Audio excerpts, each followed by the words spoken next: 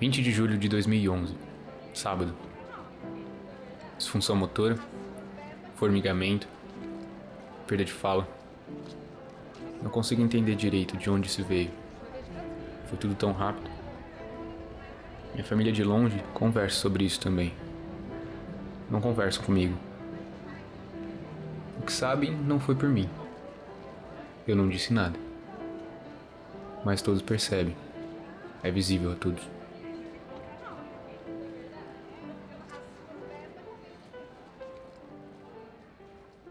Eu descobri em 2005. Foi muito engraçado porque eu estava bem, né? Como todo mundo estava bem, feliz da vida. E eu fui almoçar com uma amiga. E essa minha amiga, por coincidência, ela é tetraplégica. Ela só mexe o pescocinho. Aí eu fui almoçar com ela, então eu fui fazer o prato dela.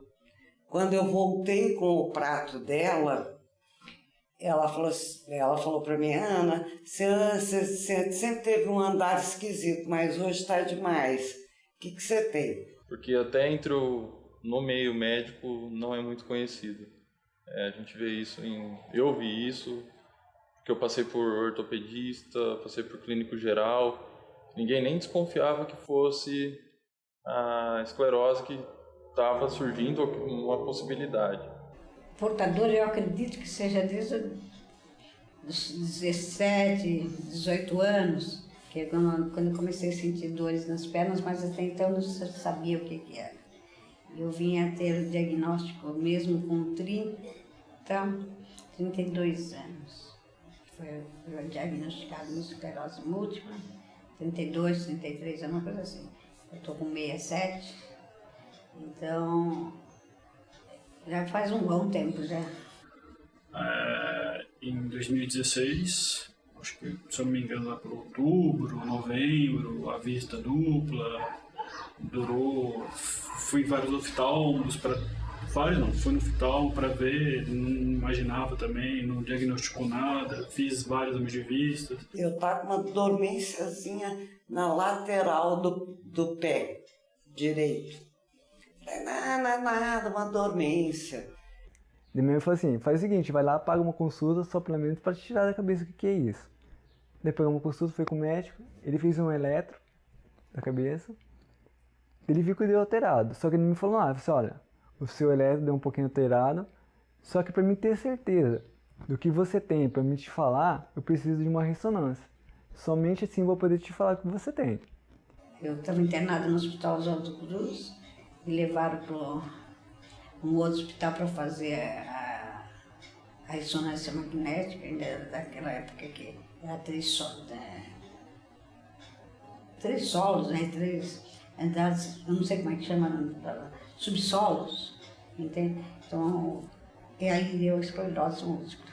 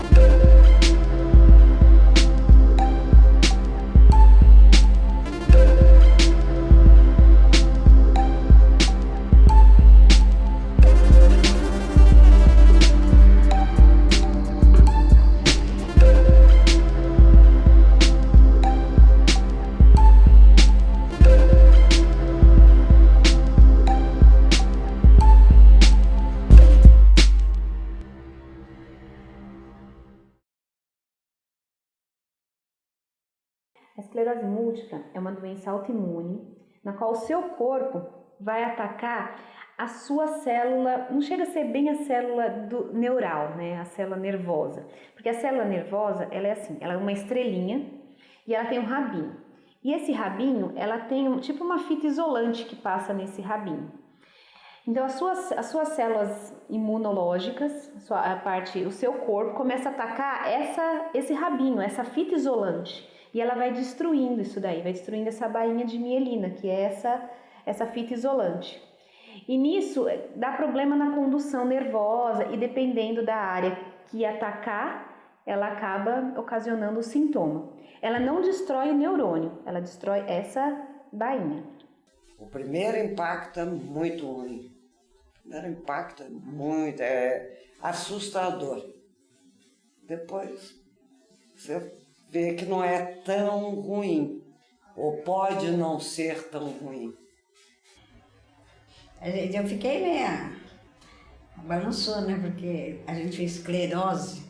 Esclerose é problema na cabeça, né? A gente só sabe desse problema aí que tem a esclerose, esses negócios de pessoas que ficam ruim. E eu fiquei preocupada, acho que eu levei mais ou menos um ano, fiquei meio chocada com o diagnóstico.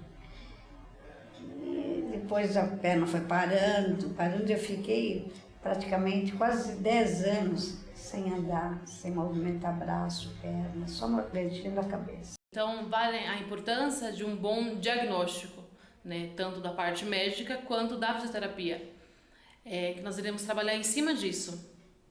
Os pacientes eles vêm se queixando muito, mas além das queixas deles que nós devemos trabalhar, tem que ter essa avaliação para a gente traçar os objetivos e as condutas desses pacientes para que o tratamento seja melhor. Né? E muitos pacientes já vêm com a sua queixa pronta de casa. Eu não consigo levantar a mão, eu não consigo sentar, eu tenho uma dificuldade maior para deambular.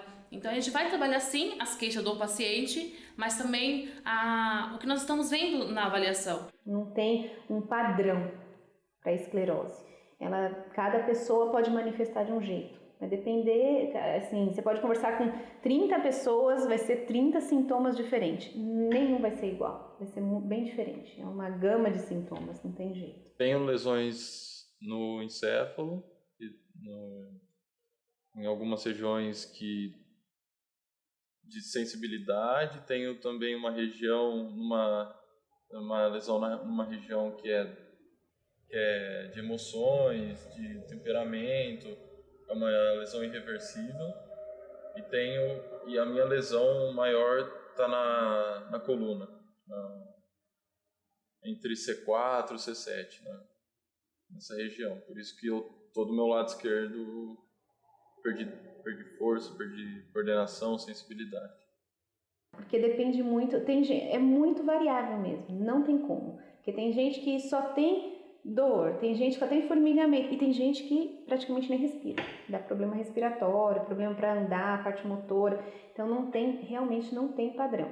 A gente, através os sintomas classificam a tua esclerose, se ela é mais grave, se é mais leve, isso é mais a classificação e o tratamento, se a gente vai ser mais agressivo ou não. Mas para fazer o diagnóstico, não. Um tratamento assim... Olha, o meu negócio, né, eu só assistia televisão, mais nada.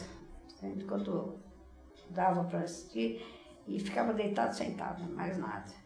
Não podia fazer nada, um pouco conversava, e eu também teve problema na fala. Em 2009, eu fiquei sabendo que tinha transplante de célula-tronco. Daí eu peguei aquilo pra mim. Eu falei, nossa, fiquei empolgado, eu quero fazer esse transplante. Daí ele falou assim, você faz o seguinte, você fala pra sua médica que você quer fazer transplante. Daí eu comecei a pegar no pé da médica, falei, doutora, eu quero fazer transplante, porque ele disse que é muito bom. Ela falou assim pra mim, olha, só que a gente pode até fazer, não vou descartar a hipótese de a gente não fazer. Só que primeiro de tudo, você vai ter que testar toda a medicação que tem no hospital. Assim, hoje não é tanto a primeira linha de escolha, né? A gente começa, hoje em dia tem coisas melhores no mercado. Mas antigamente a gente usava o interferon, que era a primeira linha, né? Aí depois foi evoluindo, hoje em dia tem a medicação comprimido, que é o fingolimod, tem as injetáveis, que é uma vez por mês. Então, existem vários tipos de medicação. Existem os tratamentos alternativos, que são adjuvantes. Eles não são, na literatura, eles não são de escolha. Você não pode usar só eles. Você pode associar eles, né? Então, assim, são as altas doses de vitamina D. Essa é uma opção minha, porque eu não vou dizer para você, não é certo, não tomar não. Isso foi uma decisão minha.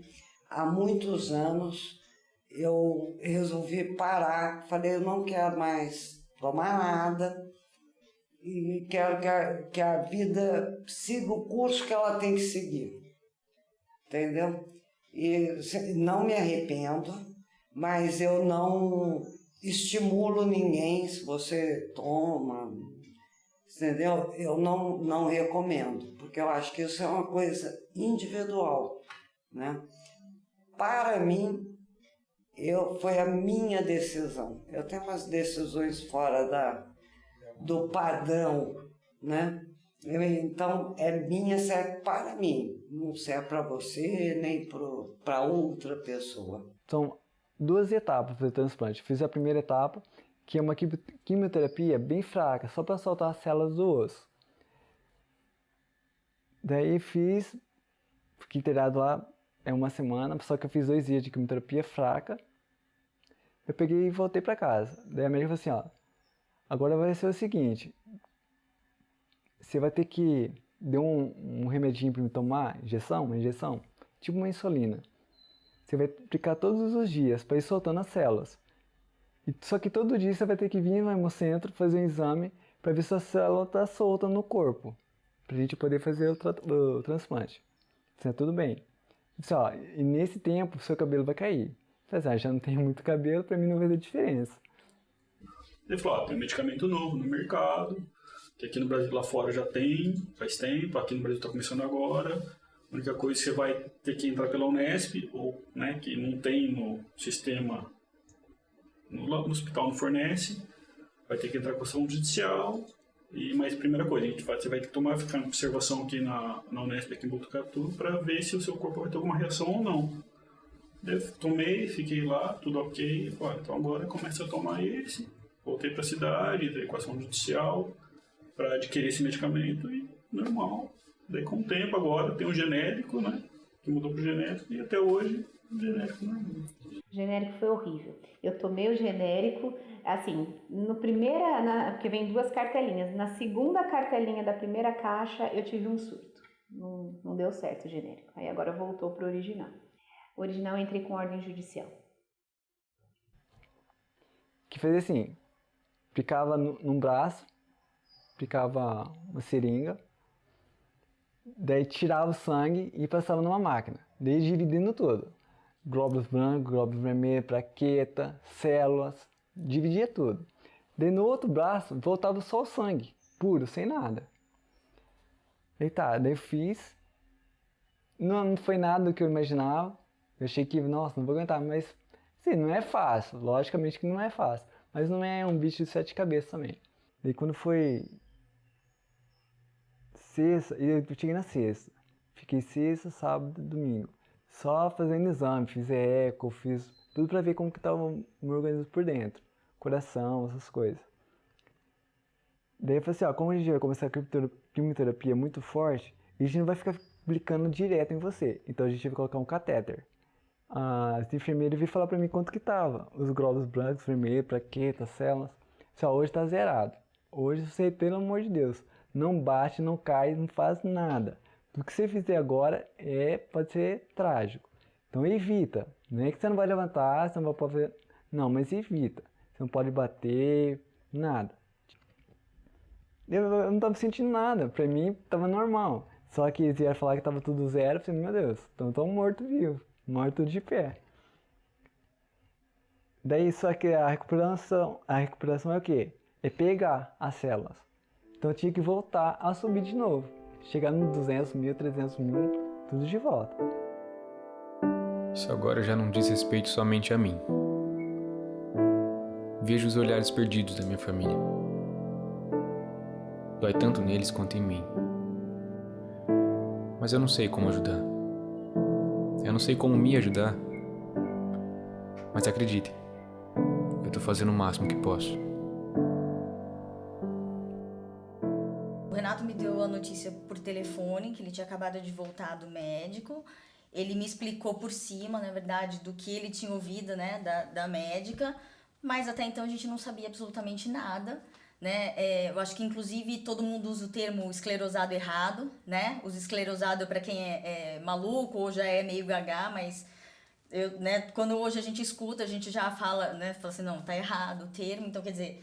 Um aspecto que eu acho que eu sinto muito é o fato de eu pensar à noite, na hora que eu boto a cabeça no travesseiro, porque a esclerose ela é imprevisível, eu não sei como que eu vou estar amanhã. Então, na hora que eu coloco a cabeça no travesseiro, que eu vejo, acho que amanhã eu posso não estar andando, posso estar numa cadeira de roda. Esclerose, o que é esclerose? A gente não sabia o que era esclerose, então acho que a primeira reação foi pegar o Google, né, digitar esclerose múltipla para ver o que era, mas acho que em termos de emoção interna mesmo, foi o medo, né, e agora, o que a gente vai fazer, como a gente vai fazer, como é que ele vai ficar, até onde isso vai atingi-lo, né, o que eu posso fazer. A minha família ficou perdida, porque não tem nenhum médico na família, então na hora que minha mãe ficou sabendo que tinha alguma coisa, primeiro que ela não entendia, não tinha conhecimento da coisa. Uma coisa era eu, estava tranquila porque eu sabia o que ia acontecer, sabia o curso da doença, tudo. Agora, a minha mãe não, ela ficou meio desesperada, achava que eu ia morrer no dia seguinte, então foi um pouco mais complicado. Mas também aceitou numa boa, depois, assim, hoje pra ela, assim, nem parece que eu tenho nada, ela só me manda ficar mais quieta. Quando eu começo a fazer muita coisa parecida, ela já ela não deixa eu fazer tanta coisa, então ela acaba fazendo as coisas pra mim, pra eu não me desgastar tanto. O paciente em geral tem bastante queixa disso, de que eles têm sim uma limitação, mas de que não precisam ser vistos como pessoas incapazes. Acho que isso é respeito com o paciente também. A pessoa tem uma limitação sim, eu preciso tratá-la enxergando essa limitação e não de modo a negar ou a querer fazer tudo por ele. Isso também não desenvolve a pessoa. A esclerose múltipla é uma das doenças neurológicas mais comuns em todo o mundo. Mas apesar de sabermos do seu impacto significativo, as informações necessárias para auxiliar as pessoas diagnosticadas muitas vezes são inexistentes. A esclerose múltipla não é uma doença mental. Não é contagiosa. Não é suscetível à prevenção e não tem cura.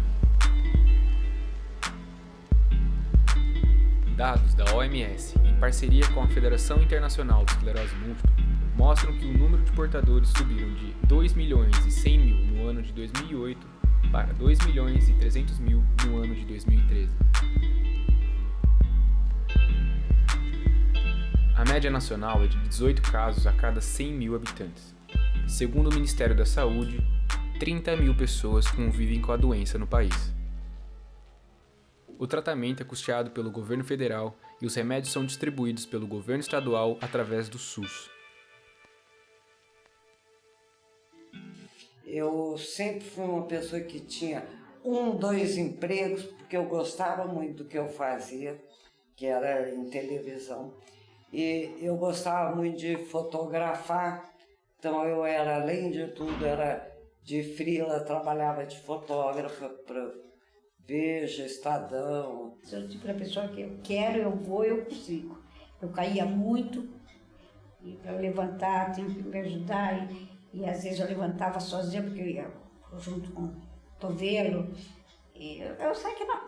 Quem olhava assim, dá vontade de chorar, segundo minha família. Né? Se eu tenho uma pessoa que pode me auxiliar a fazer uma tarefa, seja ela qual for, por que eu não vou aceitar isso? Eu não vou ser menos capaz se eu aceitar uma ajuda do próximo. Para quem desfilava na escola de São Paulo, ia para baixo para cima, dirigia, e tal, se ver aquele estado lá, então é lastimável, né? Então a gente... Essa parte emocional interfere muito, né? Então eles vêm com muito esse pessimismo, eu não vou conseguir. Mas explica, é cada dia de um dia, cada dia é um dia diferente, né? E não pode ser assim. Hoje mesmo veio um paciente, ele tá com problema no serviço, tudo, e eu vi que realmente ele estava mais cansado, com a cara mais estranha. Conversando com ele, ele falou que eram problemas no serviço, né? Então a parte emocional, essa fadiga, acaba interferindo nas terapias, acaba interferindo nas atividades deles. A esclerose não vai te deixar inválido, porque ela falou assim, ele pode te deixar numa cama às vezes por 3 anos. O que vai te deixar inválido é você desistir e não trabalhar o seu músculo e ele atrofiar. Aí sim, ele falou, mas por causa da esclerose, não. É ruim. Daí você tem que realmente fazer um trabalho interno e falar, bom, tá bom, eu não consigo mais andar daqui até ali, como que eu vou fazer isso? Porque isso tudo é uma conquista. Então, são informações que a gente vai obtendo com os anos, né, com os estudos, que vai deixando a gente feliz e que vai fazendo com que a nossa vida, assim, seja normal. Muita coisa que eu machucava, então eu ia fazer artesanato, eu tentava cortar, imagina, com a mão que não fechava, eu tentava cortar as coisas, martelar. E eu sei que eu fui machucando, não dava para entender quanta graça que eu estava recebendo naquela hora, entende? O problema da esclerose não tá... Se você não acompanha, você vai sempre piorando. Porque, como eu falei, você tem o surto, depois você tem a remissão. E você nunca volta 100%. Então, o que é a ideia? É não ficar tendo esses surtos. Porque se você nunca volta 100%, você sempre volta com alguma sequelazinha. Imagina se essa sequelazinha se acumulando, entendeu? Então, a ideia é realmente você evitar que fique tendo esses surtos. Porque com os anos vai desgastando e você vai tendo morte neuronal com os anos, não é da noite pro dia. Foi o que eu falei, ela não ataca o neurônio, ela ataca a bainha, mas sempre ficando uma sequela. Então vai chegar uma hora que vai acabar morrendo aquele neurônio. E aí com o tempo você vai ficando com sequelas cada vez mais graves. Então a ideia realmente, o acompanhamento, tudo isso é importante para isso, para evitar mesmo esses surtos.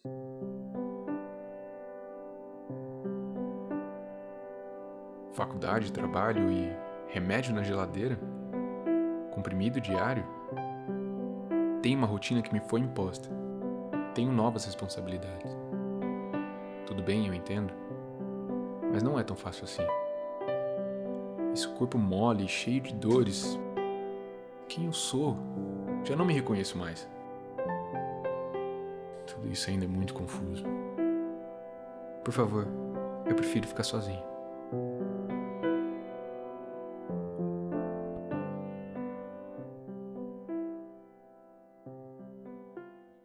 Os sintomas da esclerose múltipla, como a fadiga, a questão motora, a depressão, as dores, eles podem ser controlados com a alimentação. O meu estudo ele é sobre investigar o efeito da fadiga muscular no controle postural de pessoas com esclerose múltipla. A esclerose dá uma fadiga muito grande, que é uma coisa que não é nada parecido com o que uma pessoa que não tem sinta de cansaço de correr uma maratona. Não é igual, né? Só quem tem sabe. Não é específico da esclerose múltipla. Toda doença crônica você tem uma fadiga. Existem remédios para isso. Não precisa ficar convivendo com essa fadiga crônica. Mas isso é muito comum em qualquer doença autoimune. Até mesmo a diabetes. Quem tem diabetes tem fadiga crônica, pressão alta, porque você tem que lembrar que seu corpo está lutando contra aquilo todo dia. Imagina você todo dia na mesma batalha, todo dia fazendo as mesmas coisas, você vai cansar, você vai ficar exausto, não vai ter jeito. Basicamente, assim, para a gente controlar a postura, a gente necessita de 3 sistemas principais, que é o visual, o somatosensorial e o vestibular. Como na esclerose, tanto pode estar afetado os 3 sistemas, quanto um ou outro, é muito imprevisível. Então, a questão do ômega 3, ele é anti-inflamatório. Então, uma alimentação mais rica em peixes, principalmente o peixe de água fria, como atum, sardinha, cavala, eles vão trazer o ômega 3 para essa questão anti-inflamatória. e diminuir a alimentação rica em carne vermelha, em embutidos, né, carne processadas, vai trazer esse controle desses sintomas, né? Então, a questão também do consumo de alimentos ricos em proteínas e B12, como o leite, os seus derivados, a carne magra em si, vai trazer essa vitamina B12 também para o controle da fadiga e demais sintomas. Eu acho até bobagem essa coisa de a gente ficar pensando, nossa, tem gente que está pior. Não tem gente que está pior, tem coisas diferentes. Não vou sair porque eu tô de cadeira de rodas, eu tô de muleta, o povo vai ficar olhando, né? Não é assim, mostrar para eles que eles continuam a vida normal. Já que a doença veio, eles têm que cuidar da doença agora, não pode deixar ela de lado. Mas eu tive muito perrengue na minha vida emocional nesses 2 últimos anos e o que foi me debilitando. Então eu acho e acredito que a coisa na esclerose que mais debilita é o emocional da pessoa. É a pessoa continuar ativa, é uma coisa muito importante, né? Os medicamentos são todos experimentais. Eu já experimentei um monte. Mas o melhor medicamento que eu vi é não me chatear. O paciente pode ter uma depressão no decorrer da doença, pode ser por N fatores, ele pode ser uma reação à medicação, pode ser por essa readaptação que ele precisa à vida dele. O Renato chorou muito, mas acho que ele não lembra, né, Rê? Mas eu acho que tudo isso faz parte, entendeu? De você realmente pensar aí agora o que eu vou fazer, né? Como é que eu vou ficar. Então, existem outras medicações. Quando o paciente tem muita dor, muito atrofiado, a gente entra com relaxante muscular, que isso aí melhora muito o paciente, melhora a dor do paciente, antidepressivos, porque é muito associado à parte emocional, então você tem que associar esses remédios. Então, eu acho que você tem essas alternativas para a gente fazer, a gente tem que elaborar. E uma coisa, a esclerose, ela não tem uma causa, foi o que a gente falou, mas ela tem fatores desencadeantes. Então, quanto mais melhor o paciente vive com ele mesmo, menos estresse, essas coisas, menos surtos ele vai ter. A gente sabe que na esclerose múltipla a comorbidade psiquiátrica ela é maior do que nos pacientes sem esclerose, nas pessoas sem esclerose múltipla. Então, é comum os pacientes desenvolverem uma bipolaridade, um quadro depressivo. Então, a depressão, ela vem com vários fatores, né? Com desânimo, até a mudança do humor. E nós temos alimentos que eles são precursores da neurotransmissor serotonina. Então, a serotonina que traz o bem-estar, a felicidade, o humor, ela pode ser encontrada através do seu precursor, que é o triptofano. E, onde a gente acha, né, esse triptofano? Em simplesmente alguns alimentos do dia a dia saudáveis. Então, assim, a banana é um alimento rico em triptofano e vai fazer esse papel de despertar a serotonina em quem tem a depressão. O leite, o próprio, como eu disse, os próprios alimentos ricos em vitamina B12 também vão fazer esse papel. Então, o leite, os seus derivados, a carne magra. Então, através da alimentação, a gente também pode melhorar o humor. Exercícios resistidos têm mostrado que, além do aumento de força, que já é esperado para qualquer população, o indivíduo com esclerose está tendo hipertrofia da massa encefálica. O que isso quer dizer? Tem áreas do sistema nervoso central que ela aumenta. Com a esclerose, ela já tem uma tendência a diminuir bruscamente. O exercício físico resistido, o que ele faz? Ele atenua, às vezes até hipertrofia algumas áreas. Por isso, há uma importância muito grande das pessoas estarem realizando atividades físicas, não só exercícios resistidos. Tem estudos com tai chi, com pilates.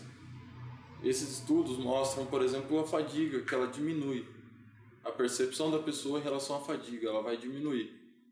E até melhorar o controle postural, que é uma das coisas que eu estou estudando.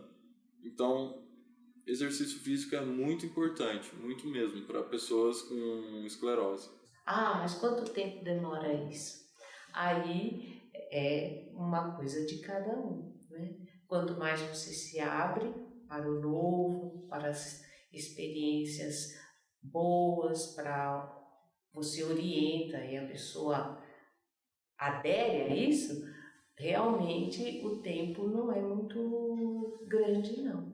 Tudo você acha uma forma, basta você querer. Por exemplo, o exercício físico, a gente sabe que libera endorfinas, dá um bem-estar, e daí você acaba ficando, assim, mais tranquila, essas coisas, dá uma tranquilidade. E além do que, promove melhora muito a dor. O paciente que tem esclerose tem muita dor, a maioria.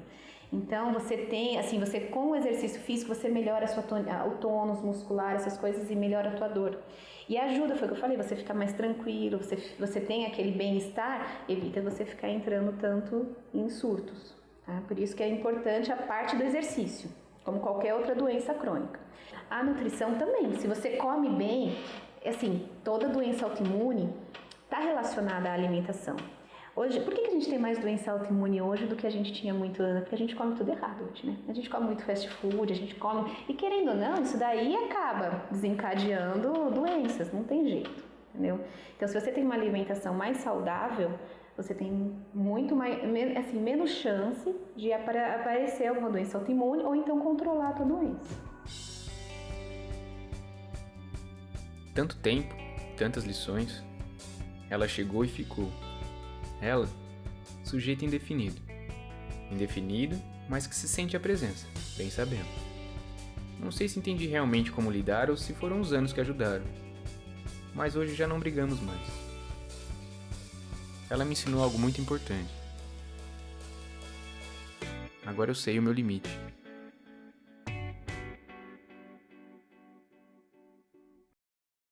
Veja uma diferença tremenda, porque aprendi a dar mais valor na vida, as coisas mínimas, principalmente que a gente nunca dá valor. Que nem andar, eu sempre falo com minha esposa, se vai trabalhar de bicicleta, pega uma bicicleta para trabalhar de bicicleta, você não sabe como que é bom isso daí. E eu gostaria de andar de bicicleta hoje. Eu acho que depois que eu tive o diagnóstico da esclerose, eu comecei a ter mais empatia pelos outros. Não só com o meu amigo que tem também esclerose, mas com a pessoa que está do meu lado, ou eu vejo alguma coisa de notícia e eu sinto como aquilo me machuca. É você ver o mundo por outro ângulo, mesmo porque agora eu vejo o mundo, para mim, é nessa altura, não é mais de em pé. Né? Então é nessa altura. Então eu vejo o mundo de outro ângulo. Não é nem melhor nem pior, nem nada. É o que é. Sabe, eu não sei se a minha... E nem eu falo assim, eu não sei se a minha expectativa de vida é grande, errada, mas eu quero viver. Não importa como eu quero viver. Eu falei, se eu tiver que andar com a bunda no chão, desculpa a expressão, mas é verdade, como eu já andei, para mim tanto faz. Eu vou. Se eu tenho que conversar com você sentada no chão e você de pé, eu olho para cima, não tem importância, eu converso. Se tu desce no mesmo nível que o meu, você desce um pouquinho, senta no chão também, a gente conversa. Se não der, tudo bem. Entende? Já fui de chegar, não é exigir da pessoa, de achar que a pessoa podia colaborar, de isso. Não dá, isso não dá importância. Eu vou. Eu tive que remanejar muita coisa. Eu falei, eu vivia sobre estresse, era muita coisa, aquela bagunça, então eu tive que aprender a diminuir um pouco. Não vou falar que eu mudei, né, totalmente, mas tive que aprender a diminuir um pouco. Então, evitar dar tantos plantões, evitar tanta correria, dar uma diminuída, dar um break na vida. A esclerose, eu acho que ela ajudou para que a gente ficasse mais unido ainda. Entendeu? Então, assim, é uma doença sua, mas é uma luta nossa, né? E eu acho que isso é muito positivo, porque, de uma certa forma, é uma meta em comum que a gente tem, de vencê-la todos os dias. Talvez ela não tenha me ensinado, mas ela tenha me feito ver algumas coisas de forma mais clara. Como, por exemplo, você vai falar, que bobagem, mas é porque na época eu não tinha entendido a profundidade e a importância de uma calçada, do ir e vir. Hoje, eu efetivamente entendo. E olha que eu moro num bairro bom, privilegiado, que é o Paraíso. Mas é horrível, eu não consigo sair de cadeira sozinha. Eu sou obrigada a ter uma pessoa me levando. Acho um absurdo. Existem os direitos em questão de acessibilidade, por exemplo, preferência de atendimento. No caso de pessoas diagnosticadas com esclerose múltipla, existe já uma lei, que é 13.146 de 2015, que fala das deficiências de uma forma geral. E deixa bem estabelecido no seu artigo 111 que deficientes, idosos, gestantes, lactantes, obesos, pessoas com crianças de colo têm acesso ao atendimento preferencial. No caso de uma pessoa diagnosticada com esclerose múltipla, ela tem esse direito, mas além do diagnóstico, ela precisa estar num estágio da doença onde se gera alguma sequela, alguma deficiência, para ela se enquadrar nesse quadro de direitos, por exemplo. Tirei para pôr no carro em vaga especial. Eu tento evitar ao máximo usar a vaga, porque eu sei que tem muitas pessoas que necessitam dessa vaga mais do que eu, que tem, né, locomoção e tal. E você vai em vários lugares da cidade, geralmente sempre cheio. E eu só paro em último caso, quando tem essa vaga especial que eu tenho direito. Se tem uma vaga ou não, eu até pago para não usar a vaga especial. Falar, não tem, vou usar, já que eu tenho direito. As vagas especiais também são de direito das pessoas diagnosticadas com esclerose, porém entram no mesmo patamar das filas preferenciais, que a pessoa vai ter que provar, através de um laudo médico, que ela realmente precisa utilizar aquela vaga. Porque a vaga especial ela é direcionada a pessoas que têm uma redução de mobilidade, uma deficiência de locomoção, pode ou não ter o uso de cadeira de rodas, aparelhos ortopédicos, próteses, entre outras coisas. Então, a pessoa diagnosticada com esclerose, ela vai ter que passar por um laudo médico para poder provar que ela tem necessidade de estar usando essa vaga especial. O papel tá lá, se um guarda passar ou não vai ver que tá lá, tá no meu nome, não vou fazer nada porque eu tenho o direito. Mas as pessoas já olham e falam, saiu bem do carro, tá bem. Não sabe. Tipo assim, no meu caso, mas tipo assim, qualquer coisa você pode tirar, se você tem um pino no braço, alguma, nem seja uma enfermidade que seja, tem o direito de ter essa vaga, tem o direito de uso, mas as pessoas já olham torto para você referente a isso. Vai já que você não pode parar. Ele falou, você tá bem, bem perguntar o porquê você parou ali. Para usar essa vaga é necessário o uso do cartão com autorização. Esse cartão ele pode ser requisitado no seu próprio município, na prefeitura municipal, na seção de trânsito, se seu município tiver cadastrado no Sistema Nacional de Trânsito, ou se não tiver cadastrado em qualquer unidade do Detran. Uma coisa que é importante deixar bem clara, e que as pessoas às vezes deixam passar batido esse assunto, é que não precisa necessariamente ser o condutor do automotor. O passageiro também pode ter direito ao uso dessa vaga. Um filho menor de idade, por exemplo, que tem esse tipo de dificuldade de locomoção, o seu pai pode estar dirigindo o veículo, mas ele tem o direito de uso dessa vaga, contanto que ele tenha o cartão em mãos. Quando a gente fala dos sintomas, por exemplo, de fadiga, isso é você está fazendo corpo mole, eu também tenho isso, eu também tenho cansaço, só que ninguém entende que pode acontecer, não é uma coisa que a gente controla, são fatores centrais dentro do sistema nervoso que faz a gente ter esse sintoma. Não é porque eu quero estar cansado, não é porque eu não quero fazer o que me foi pedido, é porque eu sinto cansaço. Não é pouco, é muito. Muito mesmo. Eu tenho que eu tenho que descansar mais, apesar que eu não descanso, mas eu teria que descansar mais. Não é uma coisa, não diria que me limita para fazer atividades físicas, por exemplo, mas são fatores que me limitam a fazer algumas atividades que eu tenho que pensar. Mas a questão do preconceito eu sofri em relação a isso. As pessoas não entendem o que é ter fadiga, o que é ter esse cansaço que às vezes você fala, não estou aguentando. É complicado esse aspecto. O auxílio, ele é um benefício por incapacidade, onde a pessoa, através de um laudo médico, precisa comprovar que ela está incapacitada temporariamente para exercer o seu trabalho. A pessoa que quer requerer esse auxílio, de uma forma burocrática falando, ela vai ou ela pode ir em alguma unidade da Previdência Social da sua cidade, ou até mesmo pelo site oficial do INSS, ela vai fazer um agendamento para marcar uma perícia médica.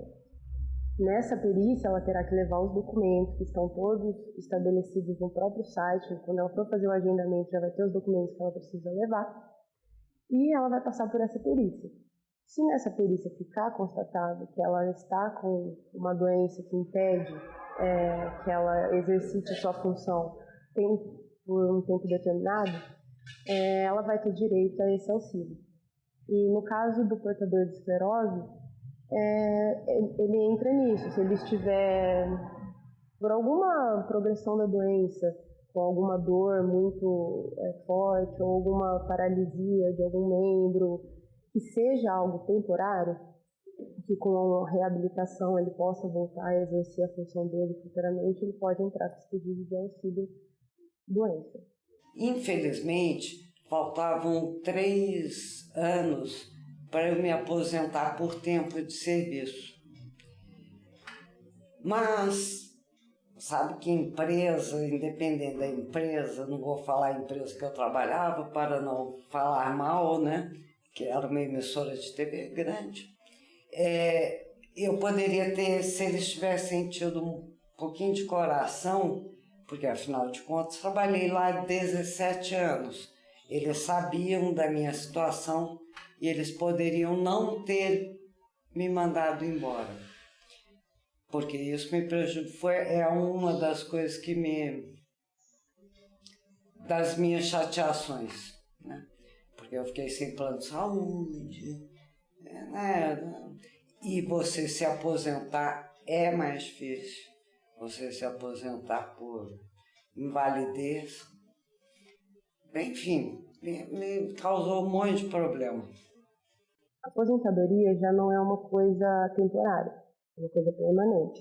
É um benefício que é dado ao segurado quando ele está incapacitado permanentemente de exercer as suas funções no seu trabalho e também não pode ser reabilitado a um outro tipo de trabalho por ordem da perícia do INSS. Ela vai passar por perícia e vai ser detectado que ela não consegue mais exercer a sua função e nem ser reabilitada em um outro tipo de trabalho. Os requisitos para aposentadoria por invalidez são os mesmos do auxílio doença, tanto que o caminho é esse. Você pede primeiro o auxílio doença e se a perícia do INSS constatar que não é algo temporário e sim permanente, a opção da aposentadoria será um caminho para esse segurado. Constatado que a pessoa realmente não consegue voltar ao seu trabalho, que é algo permanente, ela vai se aposentar e ela vai passar por reavaliações periódicas de 2 em 2 anos. Ela terá que ir ao INSS para ser feita uma nova perícia, para ver se essa incapacidade permanece e assim por diante.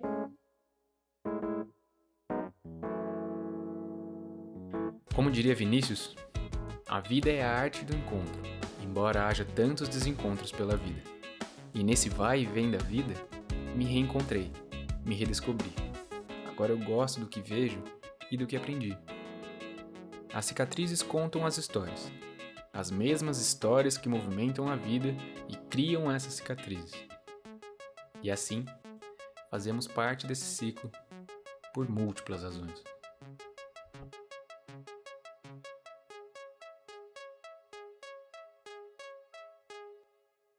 Eu acho que eu posso definir em uma palavra, esperança. O que o Rê falou, o que você, para quem acabou de descobrir, é um baque, vai ser sempre um baque, entendeu? Porque você sempre quer ser saudável, né? Mas, enfim, meu pai sempre me ensinou duas coisas, né? Ou você reclama, e aí você vai ter dois problemas, porque você vai estar reclamando e você vai ter a doença. Ou você tem, entendeu? Aceita e vai pra frente, né? Porque não tem o que fazer. A vida não acabou. Eu acho que se você encarar que a vida acabou, é pior. Então, eu acho que você tem que aprender a lidar com as suas limitações. Foi o que eu falei, você vai ficar com alguma sequela. Eu fiquei com os pés, assim. Então, você se adapta, você sabe que você vai conviver com aquilo. Não desanime. Não vai olhar lá na internet. O Dr. Google é bacana, mas não leve tudo a sério. E isso é uma coisa individual para cada um. Então, sabe, foco em você. Isso é importante, você ter foco em você, no seu bem-estar, o que faz bem para você. Trocar informação é ótimo, mas você não absorve, ele tem dor, é dele, não é seu. Põe na sua cabeça que use só o que é seu, não do outro. E nada é definitivo. A gente não pode ficar parado, como eu disse, se a gente ficar parado, a tendência é só piorar. Então, o começo é difícil, vai ter 1 milhão de perguntas passando na sua cabeça, você vai botar a cabeça no travesseiro, vai falar, e agora? O que vai ser da minha vida? As pessoas que estão ao meu redor, eu vou ficar dependente delas? Eu falo para não pensar nisso. Eu até acabo sendo um pouco hipócrita nesse sentido, porque às vezes eu me pego pensando. Mas é uma experiência vivida por mim que eu sei quão ruim é isso. Então, não pense nisso. Viva a vida. Tem terapias alternativas, tem medicamento, tem 1 milhão de coisas. Busque saber sobre a doença. Pergunte para o seu médico, para o seu educador físico, cobre dele o aprendizado que ele tenha para passar para você em treinamentos, fisioterapeuta, mesma coisa, nutricionista, qualquer pessoa da área da saúde, cobre dele esse saber, porque é muito importante. Viver com a urgência de que houvesse uma só vida, e a paciência leve de que a vida é infinita. Ninguém sabe a verdade, mas nunca será tarde, enquanto um problema for uma oportunidade. Quero poesia que preencha o meu peito, pra me provocar, pra entender o meu defeito. Uma poesia pra fortalecer a meta, aquilo que te faça acelerar a bicicleta. Cada um é o que sobrou de ontem, o que juntou de tudo. Diretor, protagonista e roteirista do seu mundo. Vítima ou culpado, castigo ou recompensa. Esteja em nós o nosso reino, perdoai-nos tanta ofensa. Todos, é um milagre, é um teste, um sonho, uma cruz. Diz pra mim qual é o rosto de Deus. Talvez seja o seu, talvez seja o meu. Ou nada, ou tudo, todos. É um milagre, é um teste, um sonho, uma cruz. Diz pra mim qual é o rosto de Deus. Talvez seja o seu, talvez seja o meu.